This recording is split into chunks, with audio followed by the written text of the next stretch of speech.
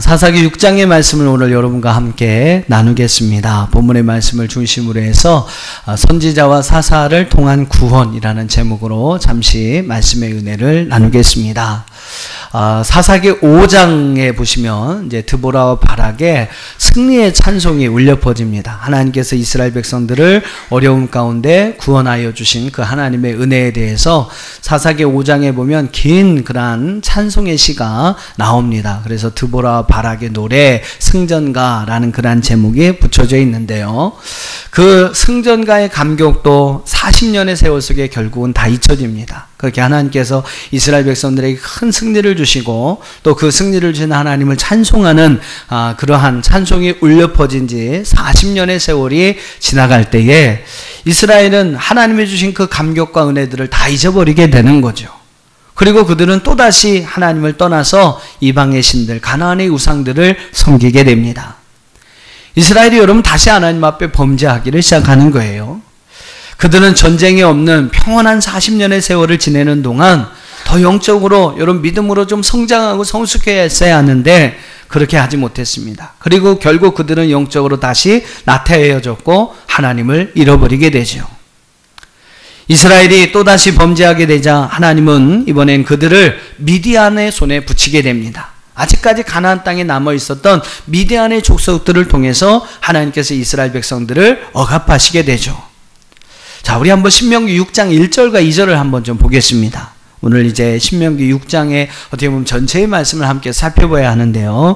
먼저 1절과 2절을 한번 보시죠. 같이 읽어보실까요? 시작. 이스라엘 자손이 또 여호와의 목전에 악을 행하였으므로 여호와께서 7년 동안 그들을 미디안의 손에 넘겨주시니 미디안의 손이 이스라엘을 이긴지라. 이스라엘 자손이 미디안으로 말미암아 산에서 웅덩이와 굴과 산성을 자기를 위하여 만들었으며. 자, 하나님께서 이번에는 미디안 족속을 통해서 범죄한 이스라엘 백성들을 징계하게 됩니다. 그리고 그들로 인해서 결국 미디안으로 인해서 이스라엘 백성들은요 7년 동안 고통을 당하게 되죠. 여러분 사사기에 나오는 동일한 패턴입니다. 평안한 가운데 그들이 이스라엘 백성들이 하나님을 잃어버리게 되고 또 그러면서 범죄하게 되고 그 범죄한 이스라엘 백성들은 하나님이 이제 징계하시게 되죠. 이방의 여러 손들을 통해서 그들을 징계하시고 억압을 당하고 곤고함을 당하게 하십니다. 자, 그 다음에 여러분 어떤 상황이 나오게 될까요? 고통 가운데 이스라엘 백성들이 하나님 앞에 부르짖게 됩니다. 그러니까 너무 고통이 심하니까 7년 동안 당하는 그 고통이 너무나 점점 심해지니까 곤고함이 극에 달하게 되자 이스라엘 백성들이 하나님 앞에 부르짖어요. 자, 6절을 한번 보세요. 사사기 6장 6절입니다. 시작. 이스라엘이 미디안으로 말미암아 궁핍이 심한지라 이에 이스라엘 자손이 여호와께 부르짖었더라. 3, 4, 5절의 말씀을 보시면 여러분 알 수 있는 것처럼 미디안은요 이스라엘이 파종할 때 추수할 때를 기다리고 있다가 어김없이 그들에게 올라와서 파종할 때가 되면 어김없이 올라와서 진을 치고 이렇게 준비하고 있다가 추수할 때가 되면요 토지의 수산을 다 빼앗아 가는 것입니다. 이스라엘 가운데 먹을 것을 하나도 남겨두지 아니하고 심지어 양이나 소나 나귀까지도 다 악탈해 가는 거예요. 5절의 말씀을 보면 그들이 메뚜기 떼같이 와가지고 많이 왔다. 그래서 여러분 그들의 식량, 이스라엘 백성의 모든 식량들을 다 약탈해 갔다라고 이야기를 합니다. 그래서 여러분 이스라엘 백성들이 이 미디안으로 인하여 궁핍함이 점점점 심하여집니다. 이런 상황이 되니까 여러분 부르짖을 수밖에 없는 것이죠. 그래서 여러분 하나님 앞에 부르짖었어요. 자, 그 다음에 여러분 어떤 상황에 전개가 됩니까? 이제 그렇게 부르짖으면 하나님께서 이스라엘을 구원하시기 위해서 사사를 세워주십니다. 그리고 그 사사를 세워서 그들을 구원하여 주십니다.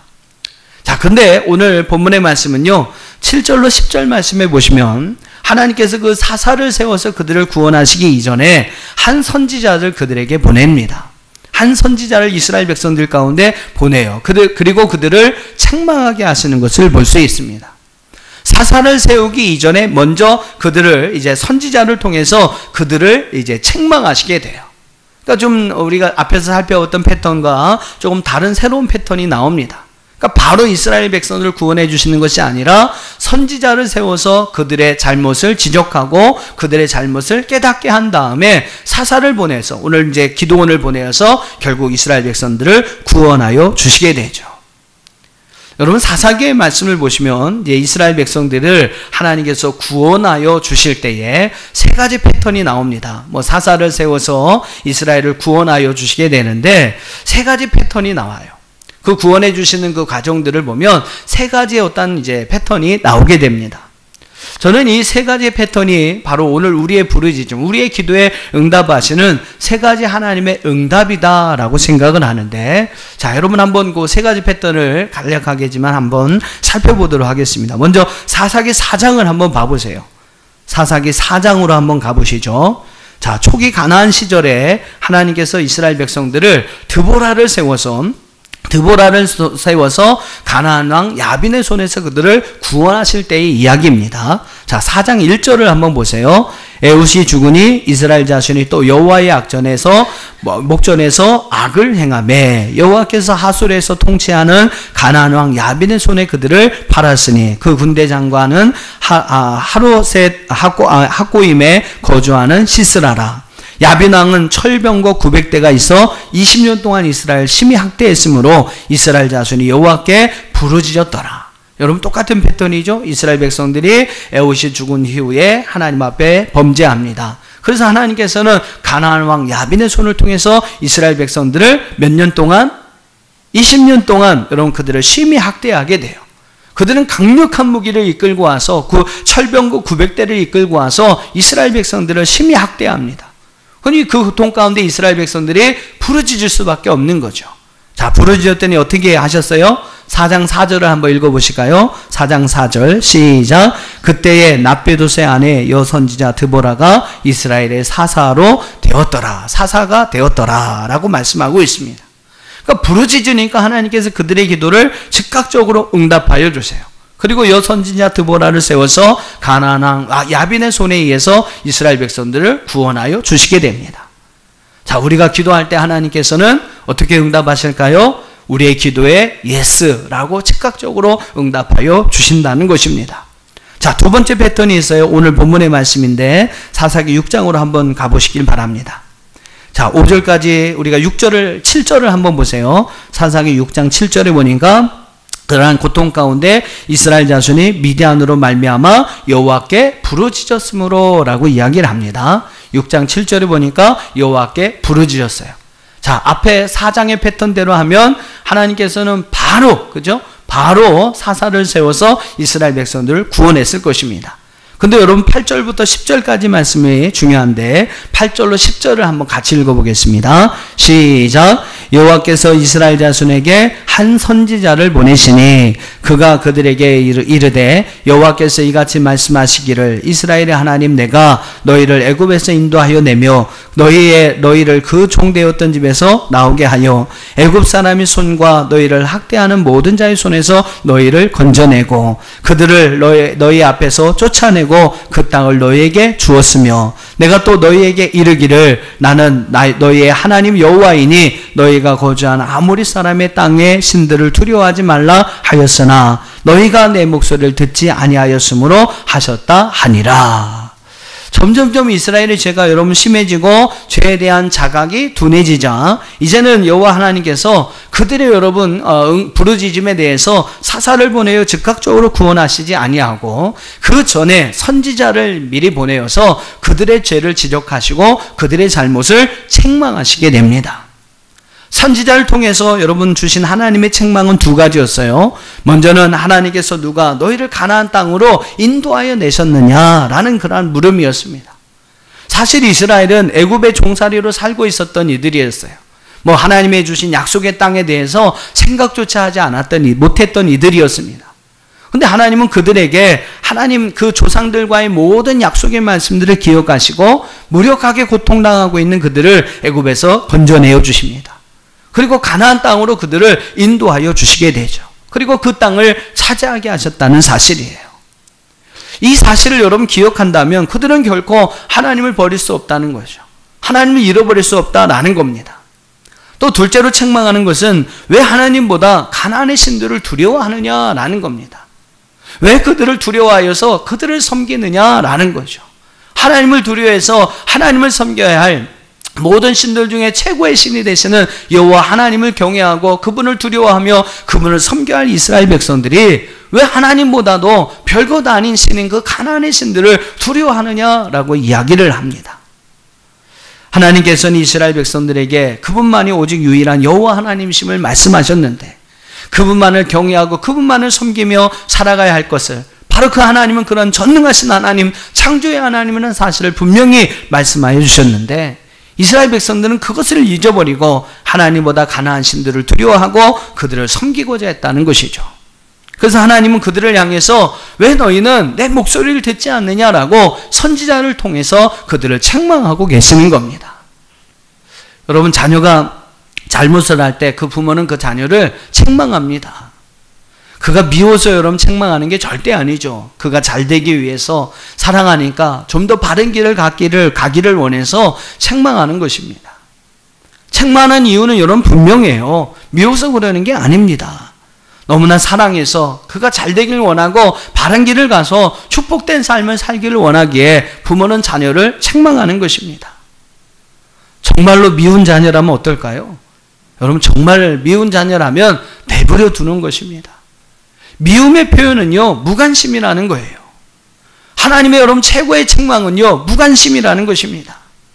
정말로 미운 사람이라면 그냥 놔두는 거예요. 그가 어떻게 되든 뭐 어떻게 살든 잘못 살든 뭐 욕을 먹든 아마 그냥 놔뒀을 것입니다. 미움의 표현은요, 책망이 아니라 무관심이라는 사실을 우리는 알아야 합니다. 왜 하나님께서 이스라엘 백성들을 책망하십니까? 그들을 사랑하기 때문인 줄로 믿습니다.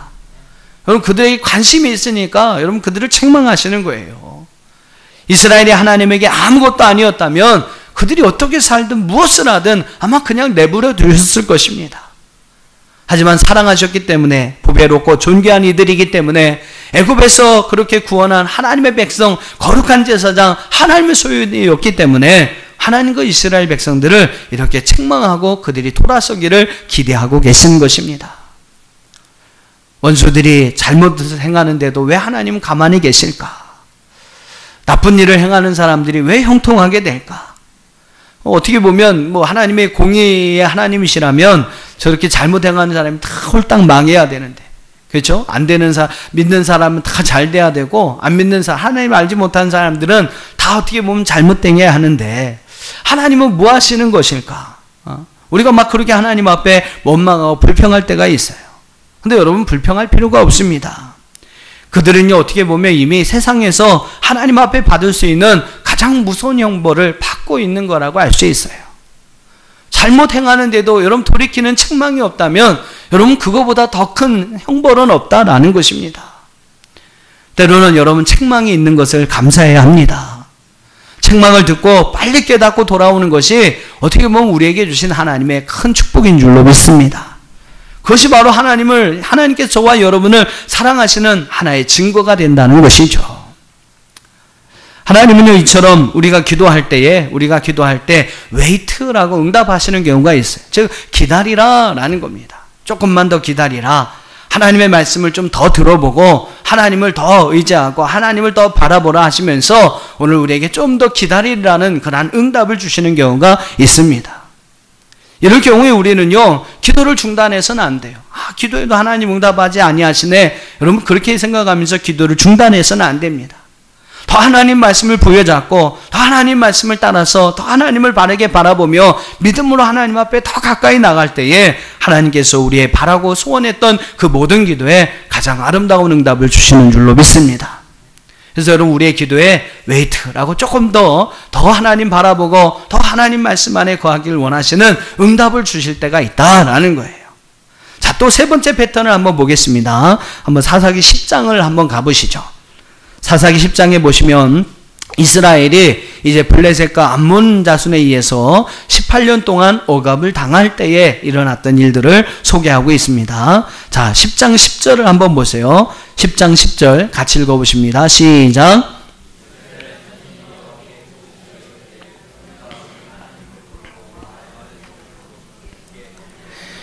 예, 18년 동안 블레셋과 암몬 자손의 손에 의해서 고통을 당하니까 이스라엘 백성이 또 하나님 앞에 부르짖는 거예요. 부르짖는 것입니다. 자, 그때 하나님께서 어떻게 응답하시나요? 11절로 14절까지가 중요한 말씀인데 같이 한번 읽어보겠습니다. 시작. 여호와께서 이스라엘 자손에게 이르시되 내가 애굽 사람과 아모리 사람과 암몬 자손과 블레셋 사람에게서 너희를 구원하지 아니하였느냐? 또 시돈 사람과 아말렉 사람과 마온 사람이 너희를 압제할 때에 너희가 내게 부르짖었으므로 내가 너희를 그들의 손에서 구원하였거늘 너희가 나를 버리고 다른 신들을 섬기니 그러므로 내가 다시는 너희를 구원하지 아니하리라. 가서 너희가 택한 신들에게 부르짖어 너희의 환난의 때에 그들이 너희를 구원하게 하라 하신지라. 자, 세 번째 패턴은 뭡니까? 이스라엘 백성들의 부르짖음에 대해서 하나님께서 거절하시는 거예요. 때로는 하나님께서 우리의 기도에 노라고 응답하실 때가 있습니다. 그러니까 여러분, 노라는 것도 응답이라는 것을 우리는 알아야 되죠.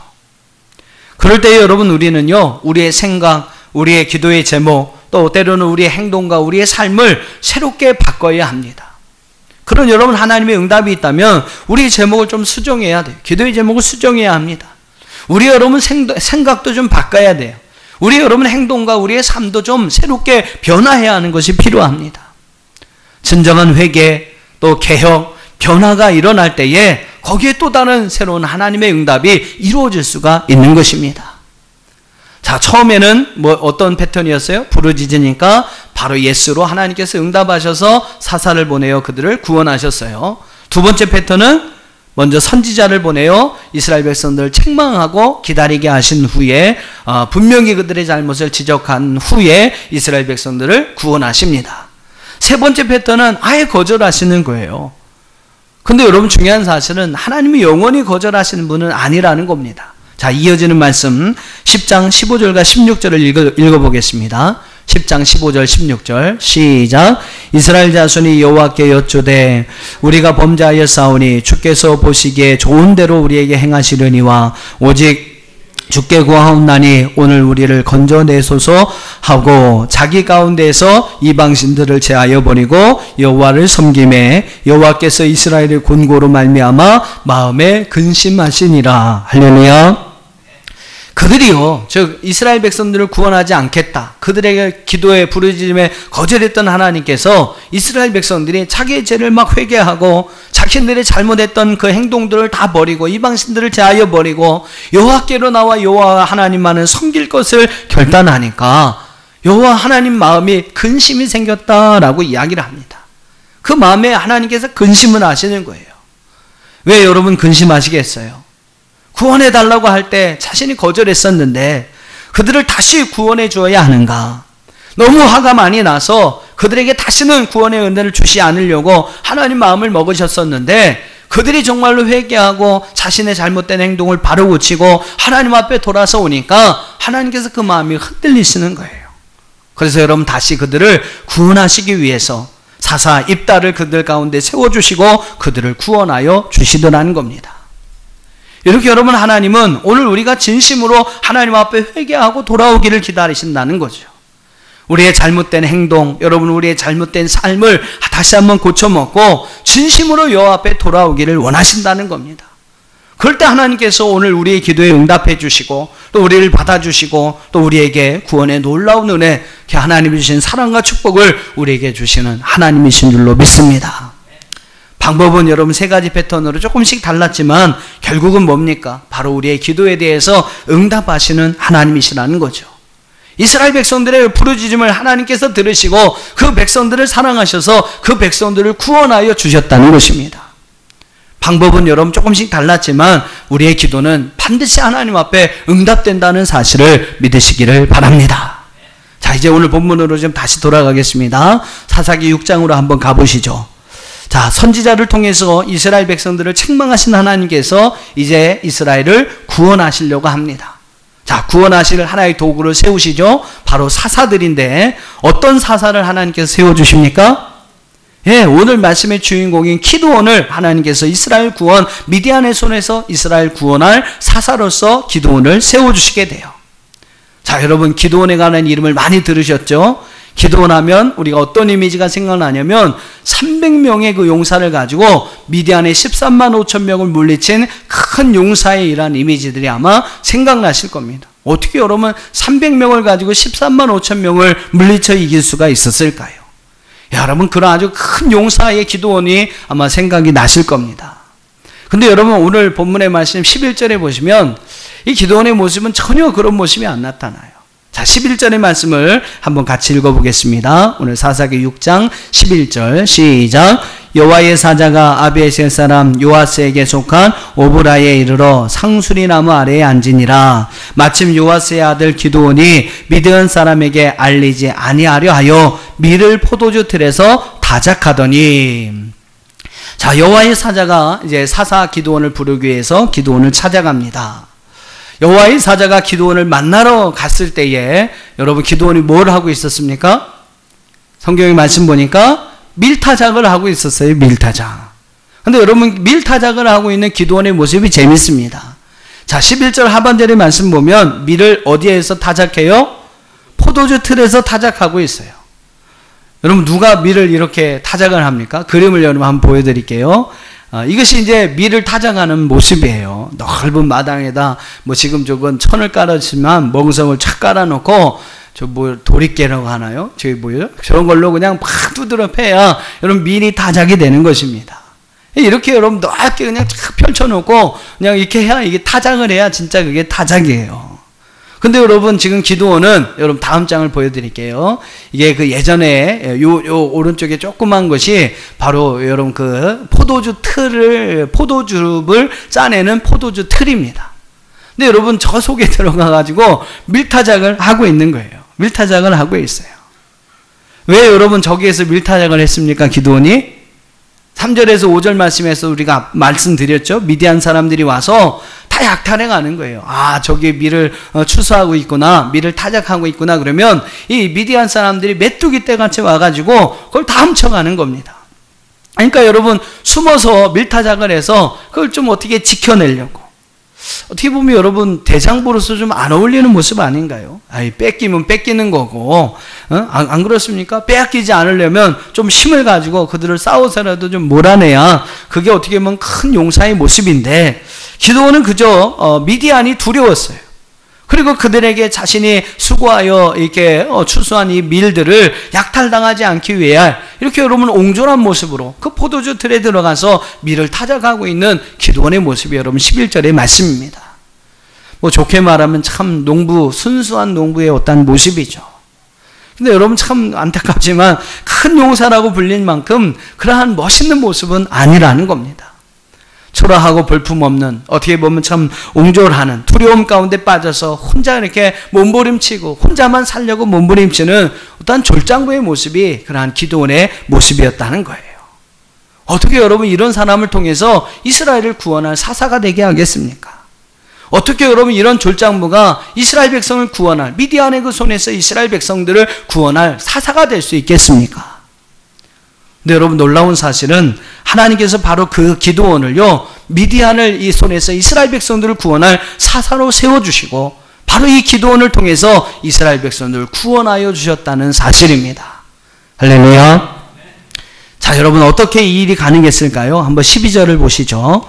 이어지는 말씀 12절 같이 읽어봅니다. 시작. 여호와의 사자가 기드온에게 나타나 이르되 큰 용사여 여호와께서 너와 함께 계시도다 하매. 여러분 이 말씀에 확 들어오는 것이요, 바로 큰 용사요라는 말입니다. 여호와의 사자가 하나님의 여러분 이렇게 부름을 받은 하나님의 어떤 현현의 모습을 상징하는 여호와의 사자가 기드온을 부릅니다. 그 기드온을 뭐라고 불러요? 큰 용사요라고 부릅니다. 그냥 용사요도 아니고 큰 용사요라고 불러요. 밀타작을 하는데 여러분 그 포도주 틀에 들어가서 깨작깨작 밀타작을 하고 있는 그 기드온을 보면서 하나님께서는 그를 뭐라고 부르냐면 큰 용사요라고 부릅니다. 사랑하는 성도 여러분, 이것이 바로 기드온을 아주 농부와 같은 순수한 옹졸하고 볼품없고 초라한 그 기드온을 하나님께서 이스라엘의 사사로 세워줄 수 있었던 비법이라는 것이죠. 초라하고 옹졸한 기드온이 위대한 지도자로 여러분 탄생할 수 있었던 이유는요, 바로 이런 하나님의 부름, 하나님의 인정이었다는 사실입니다. 그를 큰 용사요라고 불러주시는 하나님의 인정이 있었기 때문에 기드온은 정말로 그런 용사로 세워질 수가 있었던 거예요. 여러분이 지금 여러분이 사랑하는 사람을 어떻게 불러주고 계십니까? 여러분 자녀를 어떻게 부르시나요? 또 여러분 사랑하는 사람을 어떻게 불러주십니까? 어떻게 여러분 그를 인정해주고 계십니까? 우리가 분명 기억해야 하는 것은 여러분이 불러주시는 대로, 여러분이 생각하는 대로, 여러분이 인정하는 대로 그들의 그 모습이 그렇게 되어간다는 사실입니다. 그러니까 여러분 부르는 대로, 여러분이 생각하고 여러분이 인정하는 대로 그렇게 그 사람이 되어진다는 거예요. 특별히 여러분 이 말씀은 여러분 자녀들 키울 때 잘 기억하셔야 됩니다. 혹시라도 지금 여러분이 여러분의 자녀를 째려보고 계신다면, 자녀를 막 째려보고 못마땅해서 이것저것 못마땅해서 여러분 자녀를 째려보고 계신다면, 에이 목사님 자녀를 그래도 어떻게 째려보는 부모가 어디 있어요? 있습니다. 부모 때문에 자녀가 상처를 받기도 합니다만 자녀 때문에 부모도 상처를 받는다는 거예요. 어느 책에서 제가 읽은 내용인데요. 자녀도 부모 때문에 상처를 받아요. 근데 그 상처는 부모로 인하여 씻어줄 수가 있어요. 부모 때문에 받은 상처는 부모로 인하여 씻어줄 수 있습니다. 근데 여러분 자녀 때문에 부모도 상처를 받는다는 거예요. 부모의 상처도 있어요. 자녀 때문에 받는 부모의 상처도 있어요. 근데 여러분 그런 상처는요 누가 씻어줄 수 없다는 겁니다. 자녀가 씻어줄 수 있을까? 안 됩니다. 자기 스스로 씻지 않으면 자식 자신이 여러분 치유받지 않는다면, 스스로 해결하지 않는다면 영원히 지워지지 않는 상처가 된다는 거예요. 근데 여러분 참 안타깝지만 그런 상처 때문에, 지워지지 않는 상처 때문에 자녀를 볼 때 째려보는 부모가 있다는 겁니다. 근데 여러분 중요한 사실은 그런 상처 때문에 여러분 자녀를 그렇게 째려보고 계신다면 나중에 그 자녀가요 여러분도 그렇게 째려본다는 사실을 알아야 돼요. 지금 여러분 자녀에게 바보야, 멍충아, 밥만 축내는 밥충아, 물론 그렇게 입으로 말하는 부모는 없겠죠. 근데 여러분 마음으로라도 생각으로라도 여러분 자녀들 그렇게 생각하고 인정하고 계신다면 여러분의 자녀들은 여러분이 생각한 대로 그렇게 자라날 수밖에 없다라는 것입니다. 꼭 기억하세요. 여러분이 생각하는 대로, 여러분이 말한 대로, 마음먹은 대로, 기대하는 대로, 기도하는 대로, 바라보는 대로 여러분의 자녀들은 자라나게 될 것입니다. 바로 여러분 이러한 인정과 이러한 부르심이 오늘 옹졸하고 아주 그냥 순수한 농부와 같은 그러한 여러분 기도원을요 이스라엘 구원한 사사 큰 용사로 하나님이 세워주시는 놀라운 은혜를 주셨다라는 겁니다. 자, 하나님은 이런 인정과 함께 오늘 여호와의 사자를 통해서 세 가지 말씀을 기드온에게 주십니다. 자, 어떤 말씀을 주시나요? 12절 하반절에 뭐라고 그랬습니까? 아까도 읽어봤죠? 큰 용사요 여호와께서 너와 함께 계시도다. 하나님은 여러분 기드온을 향해서 내가 너와 함께 하겠다라고 말씀하시는 거예요. 여러분 우리가 승리할 수 있는 삶의 비밀이 무엇입니까? 여러분 능력이 많아서일까요? 아닙니다. 하나님이 우리와 함께 하실 때에 거기에 진정한 하나님의 승리가 있는 줄로 믿습니다. 1623년 영국이 참으로 어려울 때에 한 농부가 하나님 앞에 무릎을 꿇고 간절하게 기도했습니다. 하나님, 이 민족이 너무나 어렵습니다. 이 민족에게 강력한 지도자가 필요합니다. 선한 지도자가 필요합니다. 위대한 일꾼이 필요합니다. 주님, 이러한 어려운 때에 그런 일꾼을 보내주소서. 간절한 마음으로 하나님 앞에 기도했어요. 그때 하나님께서 하나님의 음성이 그에게 들려옵니다. 강한 인물, 선한 사람, 위대한 일꾼은 바로 너다. 바로 너다. 그러나 그는 그 말씀에 곧 거절했어요. 하나님, 저는 한낱 농부에 불과합니다. 저는 아닐 것입니다. 그때 하나님은요 그에게 성경을 펴라고 명령하셨습니다. 그때 여러분 그 손에 들려진 성경의 구절이 바로 빌립보서 4장 13절의 말씀이었어요. 같이 한번 좀 읽어보시죠. 시작. 내게 능력 주시는 자 안에서 내가 모든 것을 할 수 있느니라. 할렐루야. 이 말씀이 여러분 눈에 탁 들어오는 순간 이 농부는 하나님 앞에 무릎을 딱 다시 한번 꿇었습니다. 하나님 감사합니다. 하나님이 나의 하나님이 되신다면 저도 할 수 있습니다. 하나님이 함께 하시면 저도 지도자가 될 수 있습니다. 이 사람이 여러분 누구냐면 한때 청교도 지도자로서 영국을 이끌어갔던 올리버 크로멜이라는 사람입니다. 하나님이 여러분 함께 하시면 저와 여러분도 그렇게 될 수 있습니다. 내게 능력 주시는 자 안에서 나는 모든 것을 할 수 있습니다. 할렐루야. 두 번째 말씀은 무엇입니까? 두 번째 말씀은 14절의 말씀을 보시죠. 14절의 말씀 같이 한번 읽어보겠습니다. 시작.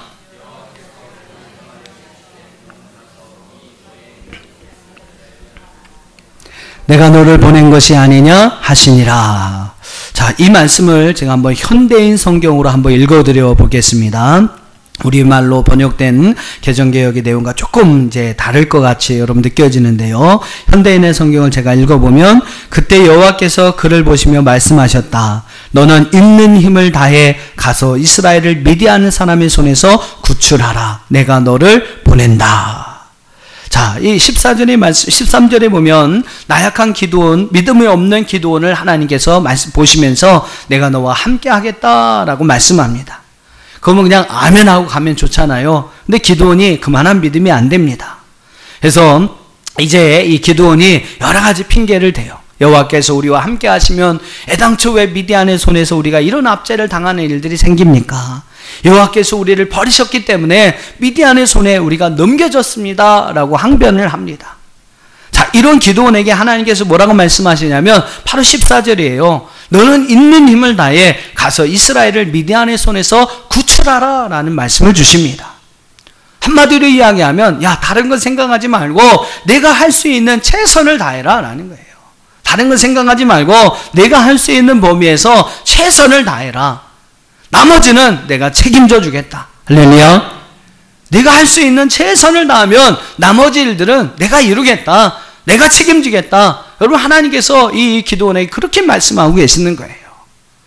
사랑하는 여러분, 이것이 하나님을 믿는 성도들의 삶을 살아가는 방식이 아니겠습니까? 우리는 다만 우리가 할 수 있는 최선을 다하는 것입니다. 그리고 나머지 몫은 주님께 맡기는 거예요. 결과는 다 하나님께 기도로 맡기는 것입니다. 그리고 우리가 할 수 있는 최선을 다해서 우리가 해야 할 몫을 최선을 다해서 감당하는 것이죠. 하나님과 함께 일하는 것입니다. 내가 할 몫은 내가 최선을 다하고 내가 할 수 없는 부분들은, 내 힘으로 안 되는 부분들은 다 기도로 주님께 맡겨나가는 것입니다. 그러면 여러분, 그분의 도우심으로 내가 할 수 없는 그 부분까지 하나님의 도우심으로, 하나님의 은혜 부어주심으로 할 수 있는 능력과 은혜를 허락해 주시는 줄 믿습니다. 사랑하는 여러분, 여러분이 할 몫은 여러분이 최선을 다하십시오. 그리고 나머지는 기도로 하나님께 맡기세요. 그럼 하나님께서 그 일을 이루시고 성취하여 주시는 줄 믿습니다. 우리 한번 예레미야 33장 2절과 3절을 같이 읽어보겠습니다. 시작. 이를 행하시는 여호와, 그것을 만들며 성취하시는 여호와, 그의 이름을 여호와라 하는 이가 이와 같이 이르시도다. 너는 내게 부르짖으라. 내가 내게 응답하겠고 내가 알지 못하는 크고 은밀한 일을 내게 보이리라. 할렐루야. 우리가 부르짖는 것에 응답하실 뿐만 아니라 우리가 알지 못하는 크고 비밀한 은밀한 일까지 하나님께서 우리에게 보여주신다고 말씀하고 있습니다. 최선을 다하세요. 그리고 나머지는 기도하면서 하나님께 맡기십시오.